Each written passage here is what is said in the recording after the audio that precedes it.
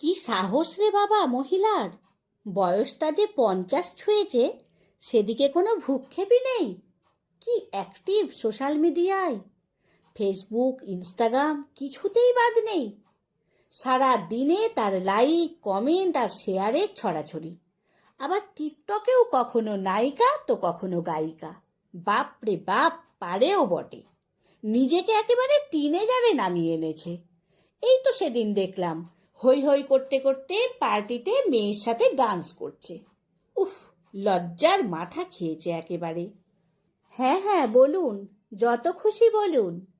এসব শুনে শুনে গা সওয়া হয়ে গেছে, বুঝলেন? কি হয়েছে, 50 হয়েছে তো? 50 হয়েছে বলে ঘরের কোণে একটা সুতির ছাপা শাড়ি পরে বসে থাকবো নাকি? শুনুন, সারা জীবন শুধু এটা করতে নেই, ওটা করতে নেই, এখানে যাওয়া হবে না, এই শুনে এসেছি। যখন 16 ছিলাম, ছেলে বন্ধু তো দূরের কথা, কোনো মেয়ে বন্ধুর বাড়িতে গেলেও মাকে সঙ্গে নিয়ে যেতে হতো। আর পিকনিক, ঘোরাফেরা, সিনেমা, এসব তো অলীক কল্পনা ছিল মশাই, অলীক কল্পনা। তারপর যখন 20 হলো, বেশ রাঙা টুকটুকে বউ সেজে শ্বশুর বাড়িতে এলাম। বাপরে বাপ, সেখানে আবার এমন নজরদারি, কি বলি! কোনটা খাই না, কেন খাই না, হাতে কেন বড় বড় নখ রেখেছি, সকলের সামনে নাইটি পরতে আমার লজ্জা করে কিনা, মেয়ে মানুষ হয়ে এত হই হই কিসের, ইত্যাদি ইত্যাদি। আর বাইরে গেলে শ্বশুর শাশুড়ি যা ননদ হাজারটা কৈফিয়ত। তারপর 25-এ যখন মা হলাম, সুতির ছাপা শাড়ি পরা ধরলাম, কোমরে আঁচল গুঁজে এমন দশভুজা হয়ে গেলাম যে কোথায় সিনেমা, কোথায় বেড়ানো, আর কোথায় যে আনন্দ, সব ভুলে গেলাম।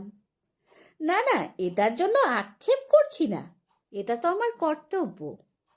দেখতে দেখতে আরও 25টা বছর কেটে গেল।